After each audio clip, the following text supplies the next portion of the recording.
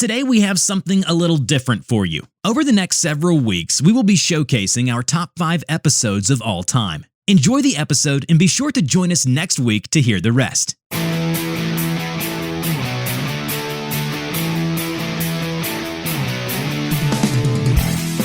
You're listening to the REI Marketing Nerds Podcast, the leading resource for real estate investors who want to dominate their market online.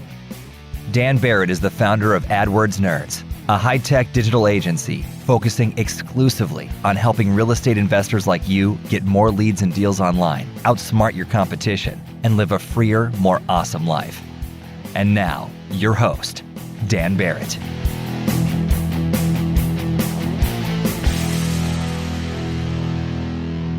All right, hello, and welcome to this week's episode of the REI Marketing Nerds Podcast. As always, this is Daniel Barrett here from adwordsnerds.com. How are you? Happy end of the year. If you are listening to this when it comes out, this is the end of December 2021. And I don't know about you. I don't know about you. I don't know your business. I don't know how it went. But for me personally, 2021 was one of the toughest years I have ever experienced. It was tough on seemingly every level at once. It was tough for me personally in my relationships. It was tough for me business-wise. It was tough marketing-wise. It was tough just keeping up with the nonstop sort of sequence of changes and shifts and strategic revamps and all this stuff. And most of the people that I talk to have had kind of a similar experience. I think as we came out of 2020, we all kind of thought, well, it couldn't possibly be more stressful than that. Right? And somehow 2021 really stepped up. So props to 2021. But I think partially what happened, at least for me, and I don't know what it's like where you live. You may have had a different experience with, sort of the sort of rise of coronavirus and we went through the lockdown periods and all that stuff in 2020.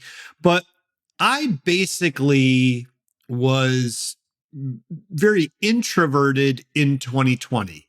I was at my house. I was at my office. I work in my office alone. We have a team of 7 here at AdWords Nerds, but everybody's remote and always has been. So that was no big deal. I would go to work. I would go home. We'd order food. We'd hang out. We weren't really seeing friends.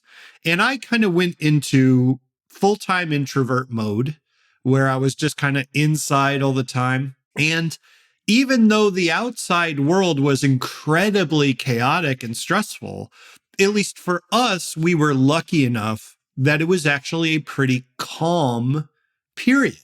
Of course, if you're watching the news, that's going to stress you out. But in terms of what was actually happening to my family, it was pretty chill.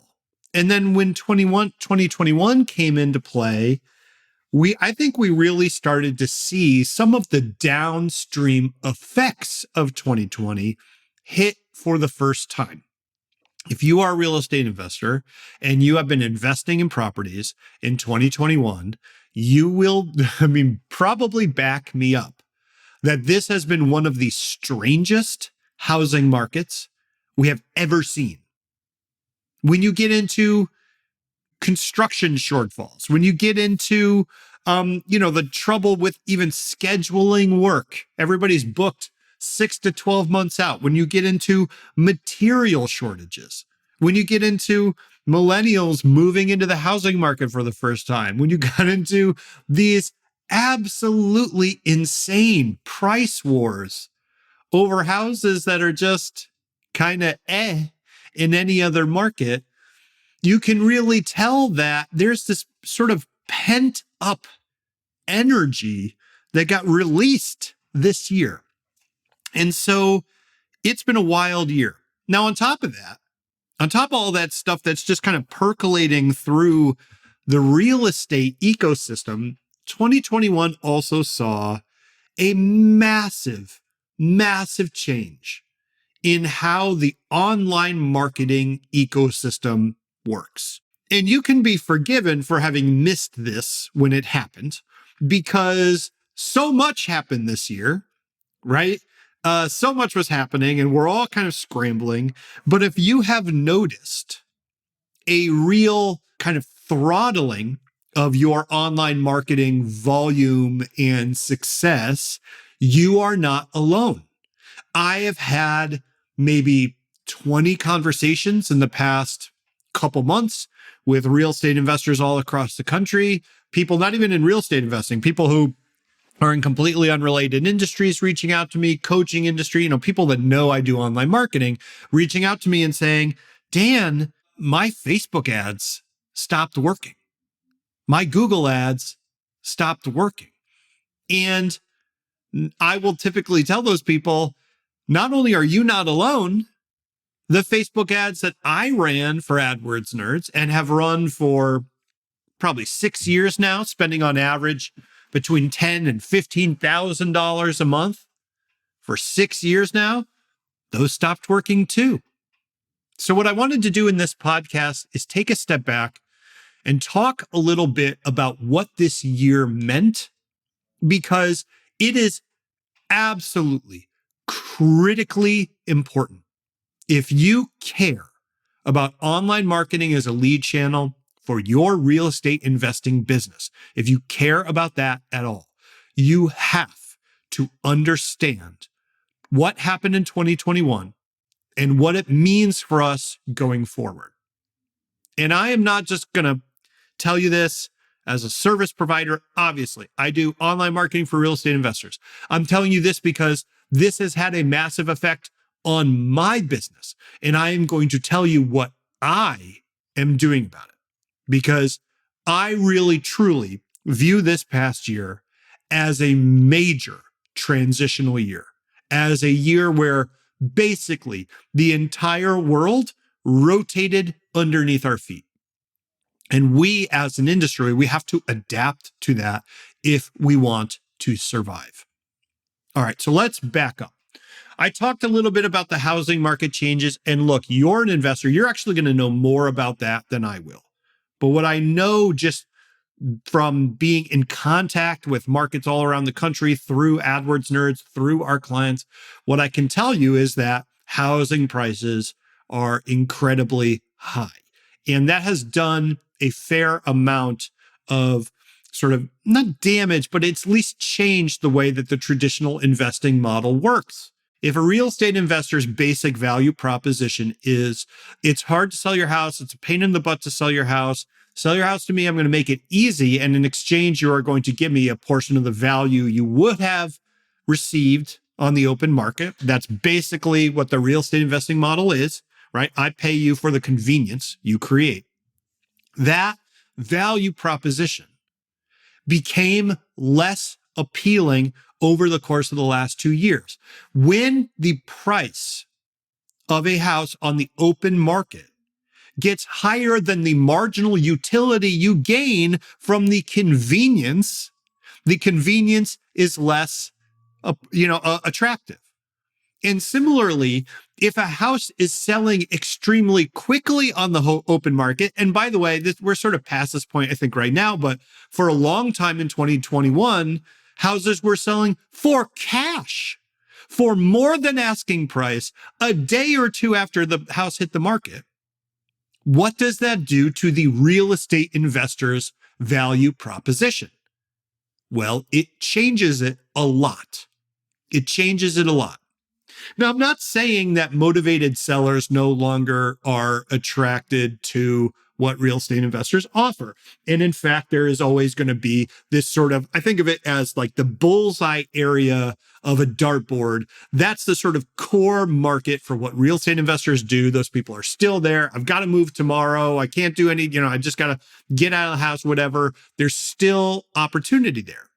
But what ended up happening was the people on the outer rings of that dartboard, the people that aren't necessarily the most motivated of sellers, but in other markets might have sold to an investor, those people went away.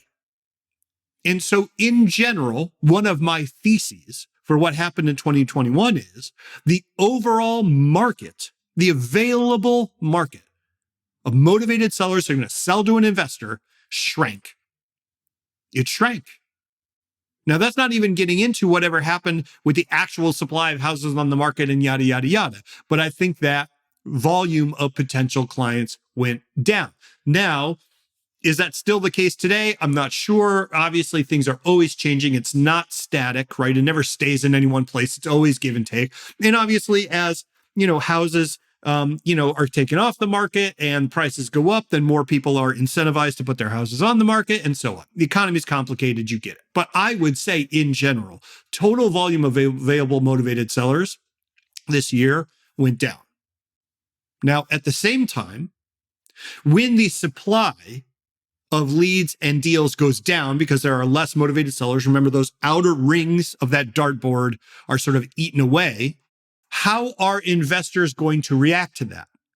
This is where we bring basic game theory into the equation. And we say, okay, if this happens, if X happens, what happens next? Does Y happen next or Z happen next? What happens? If my, opponent moves his pawn to E5, where do I move my pawn next? And I think it's pretty rational to assume that when the supply of leads and deals declines, but the demand for leads and deals does not, because it wasn't suddenly the case that investors wanted to do fewer deals this year. It wasn't the case that, investors like, whatever, I'll take a cut to my annual revenue. That doesn't matter to me. The demand for deals among investors was the same or greater because there are more investors in the market now than ever. We are at the highest competition point for investors that has ever existed. That is not even including entrants into the market like iBuyers. Zillow kind of dropped out of buying houses this year, but Open Door, Knock, Trulia, all these companies are still in the mix. You had hedge funds entering the market, trying to buy up properties, and so on. So the amount of competition increased. The amount of available leads decreased. And this is economics 101. When the supply goes down and the demand goes up, prices rise. And that is exactly what happened. We saw this happening in the housing market with sort of bidding wars among people trying to buy homes, right? So the price of homes are going up. But we saw this in the online marketing space as well, with prices going up in every single advertising channel. Google Ads saw a significant cost per click increase. Facebook saw a significant cost per click increase. YouTube, Bing, Microsoft Ads, everything. And this is totally rational. It's totally rational, right? Supply goes down, demand goes up, prices go up. This is as old and tried and true a market dynamic as you could possibly name. But this has had significant follow-on effects. So let me back up a little bit and let's put these pieces in place here. When you have supply going down, okay, so there's less motivated sellers. And by the way, I also said the appeal of the core value proposition of a real estate investor declined. Because again, I could sell my house real fast for cash, at least for a while there. On the market, I could get a ton of money. So why sell to the investor for 70 cents on the dollar, right?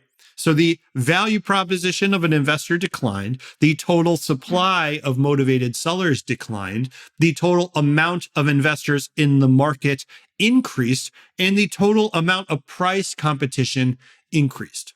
And so what this did was make it so that if you were running, let's say Google Ads, because that's my baby, it's the thing I know the best. Let's say you're running Google Ads. What you saw this year was a decline in total volume, a decline in the conversion rate of the people you got on your website, an increase in your cost per lead, and most likely a decline in your close rate. When you add all those elements together, you get an absolutely brutal push, squeeze on the sort of average what we'll call the middle class investor, the mom and pop investor, maybe the investors that don't have the absolute best back-end systems in place, or the absolute biggest budgets, or the absolute biggest target areas. They just want to target a particular city or a particular neighborhood or whatever. Those investors saw massive difficulties. Massive difficulties. And I will say that as an agency owner, one of my failures this year was that I failed to realize that this was what was happening. See, when our clients started running into issues and we had more people sort of struggling to get lead volume than we'd ever had, we were trying to solve the problem with the ads. We were saying, well, we'll write a better ad. We'll make a better landing page. We'll use a more efficient bidding structure. We were pushing the buttons and pulling the levers that we knew how to push and pull. We were doing the things we knew how to do. But the problem was that didn't address the underlying problem. The underlying problem was not that our Google ads were suddenly bad. The underlying problem was that the market had shifted. The universe that our clients are in today, in terms of how they have to market and how they have to close deals, is very, very different than it was in 2019 or even 2020. Now, I personally think that this change is going to be long-standing. I don't want to say permanent. Nothing's ever permanent. But I think we are in a very different world. And I think we're not really going to go backwards. Now, I'm going to add two elements to this narrative that I'm spinning here. And then I'm going to talk about what you can do about it at the end. Okay? But here's why I think these changes are going to last. Because there were other things happening. While all this economic stuff with the price of houses and the amount of investors and, the amount of price competition and the conversion rate and blah, blah, blah, blah, blah. While all that stuff is happening, other things are happening as well. For one, culturally, I think we are shifting away from a direct response marketing universe online. What do I mean by that? So let's just look at investing, because this obviously is a podcast about real estate investing. So let's talk about it. Want to find motivated seller leads online, but don't know where to start? Download our free Motivated Seller Keyword Report today. AdWords nerds have spent over $5 million this year researching the most profitable keywords for finding motivated seller leads. And you can grab these exact keywords when you download our report at www.adwordsnerds.com/keywords.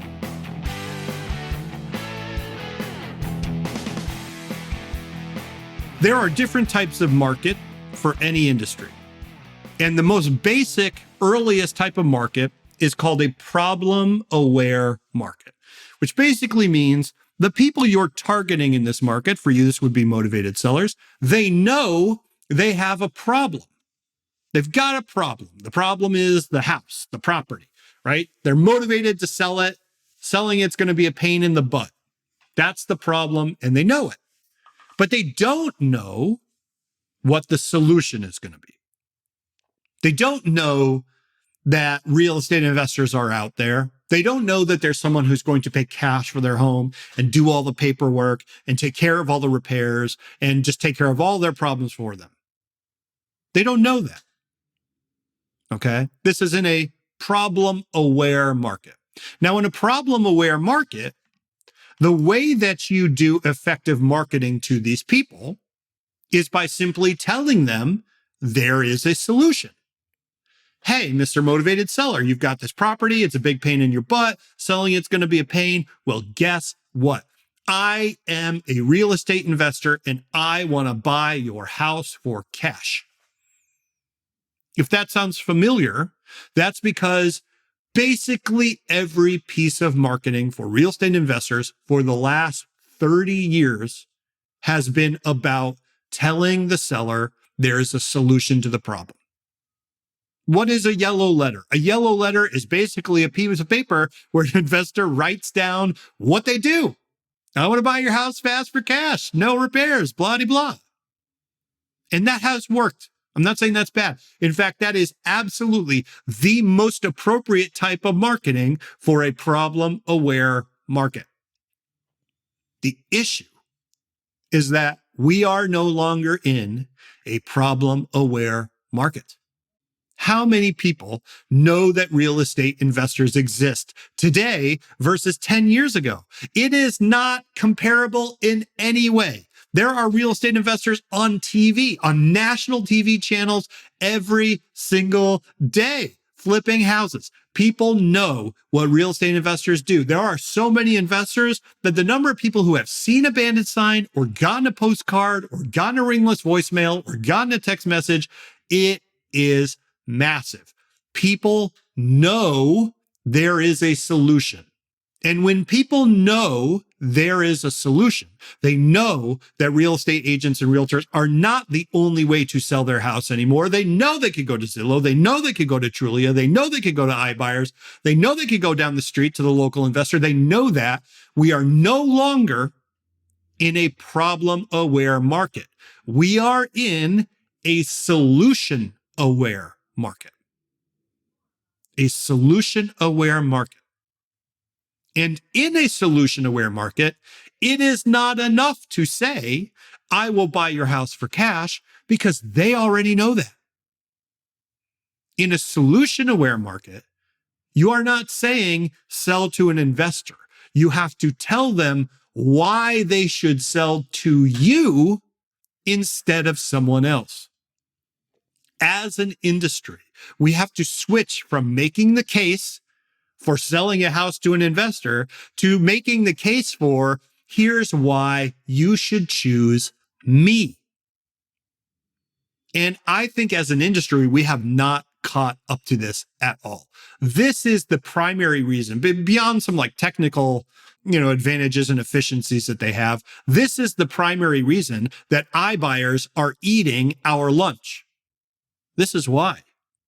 They are competing on brand. They're saying, you know us, you trust us, we've been around. Zillow provides home values for free. Why? Because the more time you spend on there, the more time you come to associate the word Zillow with just everything having to do with buying and selling a house. That's the play. And why would you ever go anywhere else? If I tell you I need to look up something online, you probably don't go to Ask Jeeves or Bing or DuckDuckGo. You go to Google. In fact, we call it Googling it because they have the brand awareness. Okay. So that is one reason I think a lot of these changes are at least semi-permanent, is because once a market is solution aware, it doesn't go backwards. It doesn't go backwards. And so the next decade for investors, it's all about differentiation. It's all about differentiation, not from real estate agents, but from each other. Now, there's one other change that I think it profoundly sort of sets these sort of deeper changes sort of in stone, so to speak. And that is the technological shifts that are happening in the online marketing space. Now, maybe you were aware of this, maybe you were not, but this year, Apple pushed out an iOS update. iOS is the operating system that runs on all Apple, phones and tablets and everywhere. Okay. And, represents an absolutely massive chunk of all internet traffic, because iPhone's the most popular phone. Most people are using mobile phones to do pretty much everything, including selling their house. So when something happens to iOS, it happens to all the iPhones. And when something happens to all the iPhones, it basically just happens to the entire industry at once. This is why Apple's always changing the cord you need to plug things in, because they know when they change the cord, everybody else got to change their cord too. It's just the way it works. All right. So iOS made an update, And essentially what they did was say, we're giving everyone the opportunity, it's just going to pop up in front of them, to opt out of cookie-based tracking. And that means that apps have trouble tracking your behavior. It means that Facebook has trouble tracking your behavior. It means retargeting campaigns where you follow someone that's been on your website, much harder to do. I'm sure you've noticed all these pop-ups telling you about cookies and all this stuff. Not only that, it's going to be harder to understand who opens what emails. It's basically going to be harder to understand where your leads come from, what they did before they got there, who they are, and how they behave. Now, Apple pushed this as a privacy move, and maybe it is. And in that sense, it might be better for the world as a whole. Now, Apple also has their own advertising channel that, of course, they are pushing out. So we'll see, right? I'm a little cynical. Maybe you're a little bit more optimistic about these things than I am. But the flip side of that is that channels that operate largely based on understanding human behavior, for those channels, this change is existential. And the biggest channel like that is Facebook. Facebook basically runs on an algorithm that watches your behavior.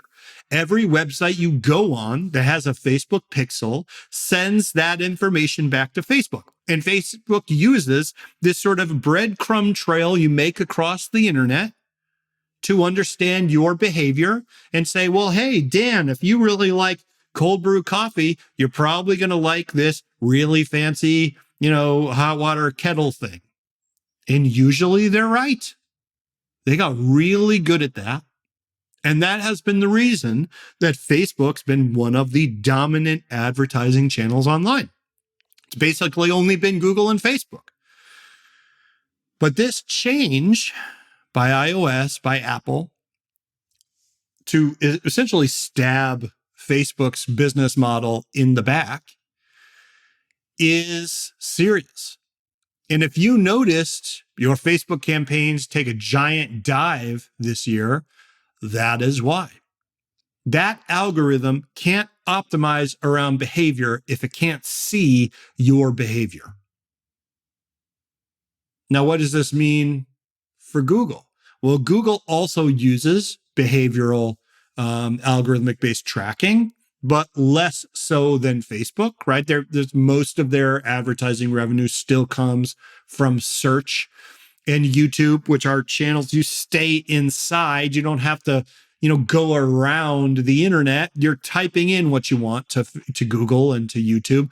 And so it was less of a deal for Google, but it is a huge deal for Facebook.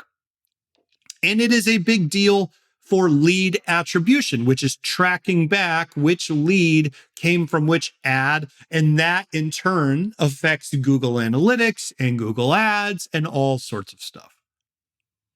Now, this might sound like inside baseball to you, this kind of marketing stuff, but what this is doing, this is the lead domino. It's the lead domino. And what it's going to do, and what it's already doing, is setting off a chain reaction. And that chain reaction, I'm going to be honest, I don't know where it leads. There are some efforts to replace cookie-based tracking with advanced statistical modeling. And there are people trying to make Facebook work better by not sending people off Facebook at all. Facebook's going to roll out all kinds of advertising options that just keep you in Facebook. So kind of like lead forms in Facebook or chatting in Facebook, or, stay in Facebook. That way they don't need cookies because they can look at anything you do in Facebook. But these are going to have absolutely massive changes on the way that online advertising works and the way that companies go about getting leads. It used to be the case that I could simply say, okay, well, look, anybody that opens this email, put them into an automation. I'm going to send them a different email. It's not really going to work anymore. Not only that, we see the younger generations. I've been really trying to tap into what younger people are doing online. I've been getting into Web3 and the blockchain and all that stuff because there's a very vigorous, vibrant community of young people around those technologies. And those people don't even go on Facebook. They're not on Instagram. They're in Discord, right?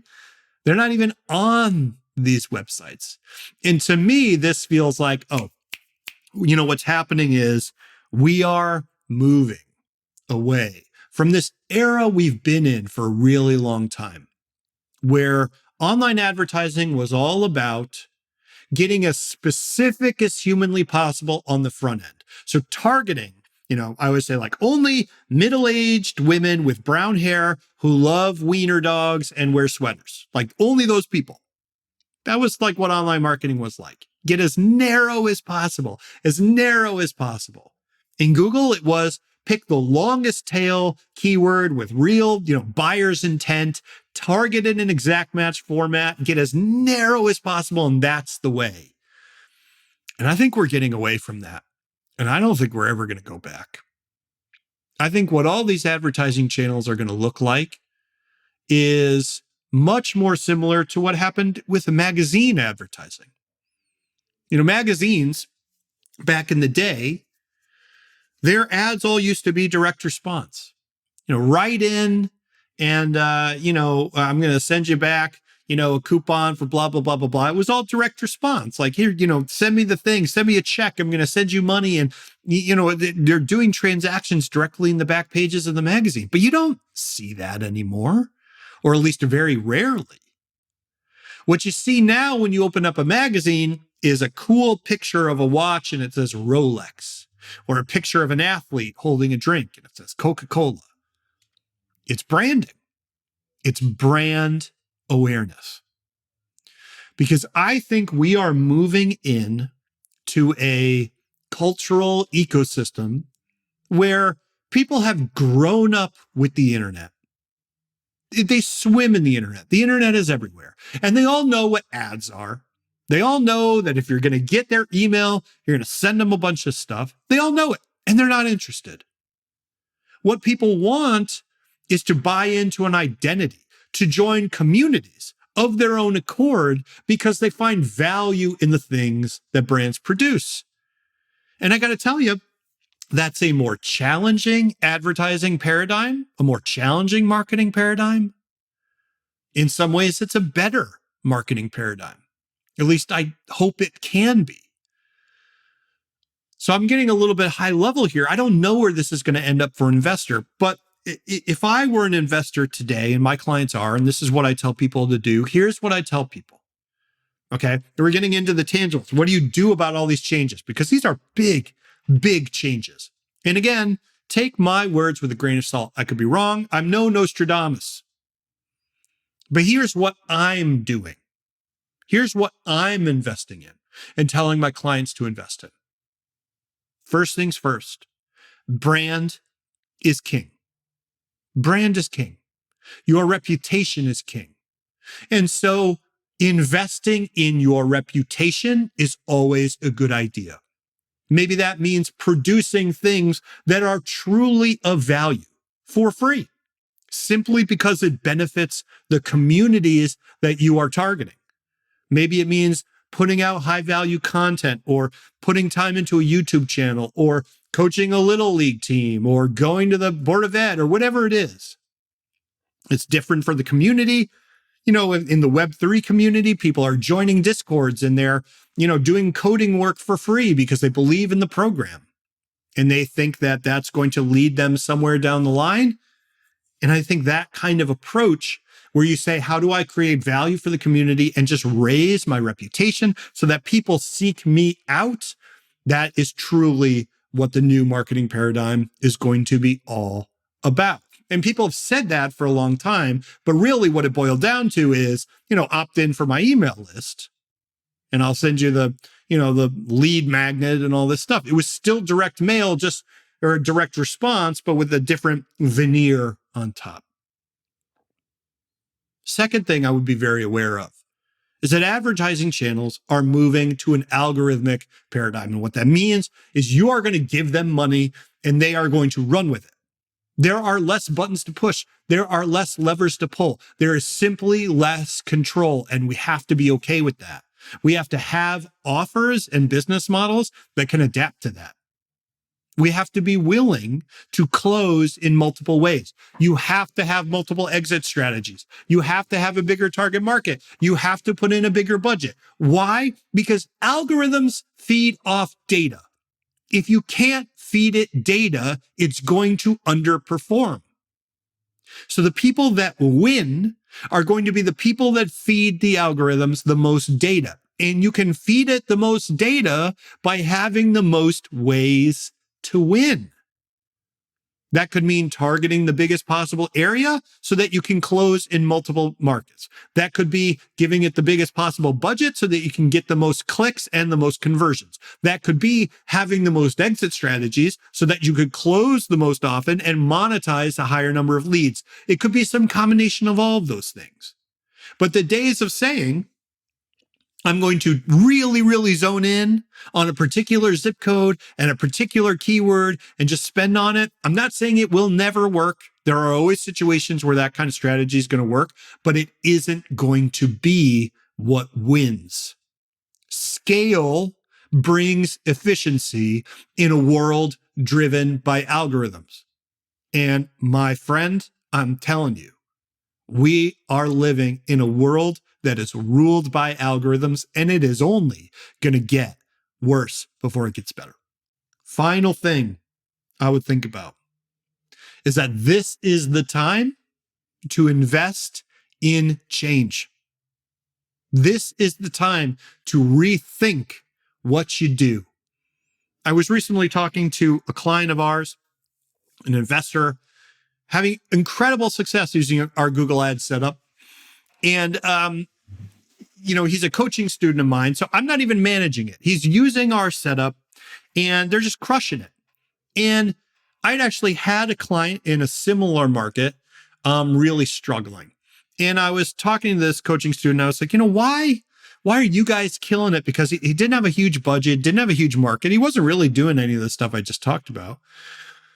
And he told me, he was like, Dan, I have spent the last 5 years increasing my profit margin on every single step of the flipping process.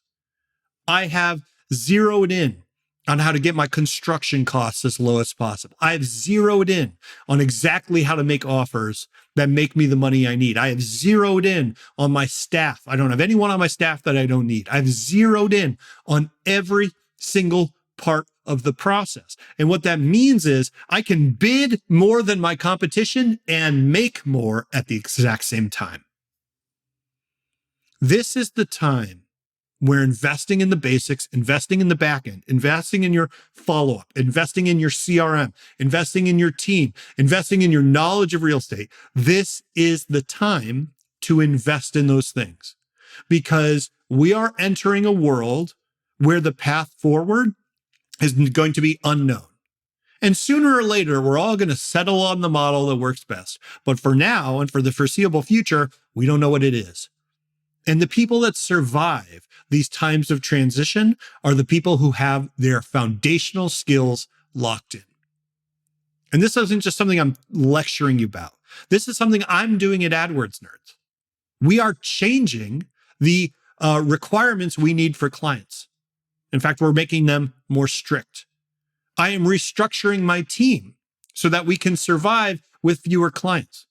I'm requiring higher budgets. I'm changing my coaching model to appeal to more people and doing it much lower ticket. Why am I doing these things? Because the market has changed and we need to change with it.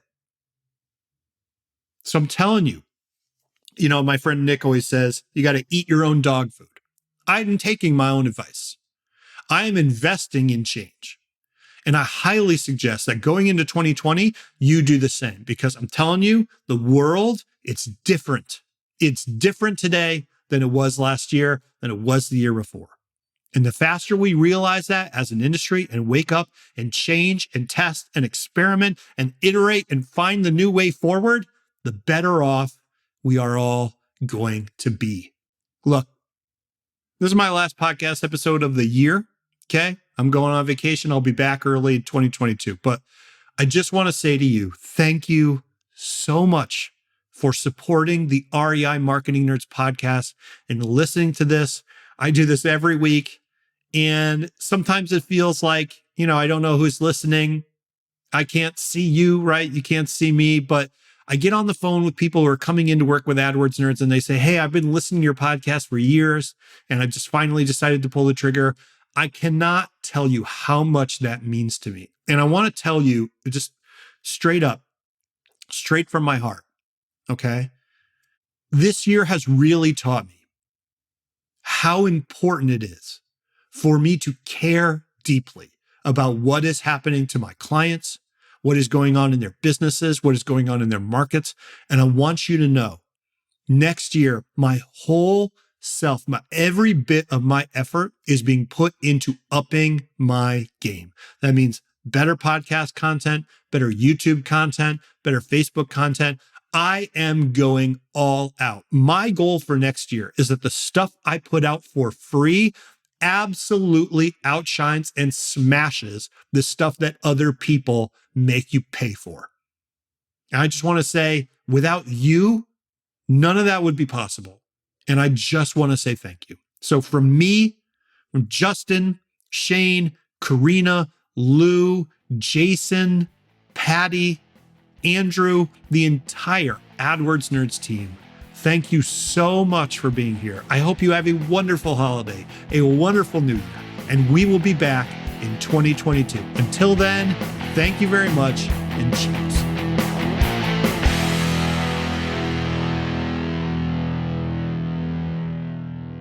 This is thepodcastfactory.com.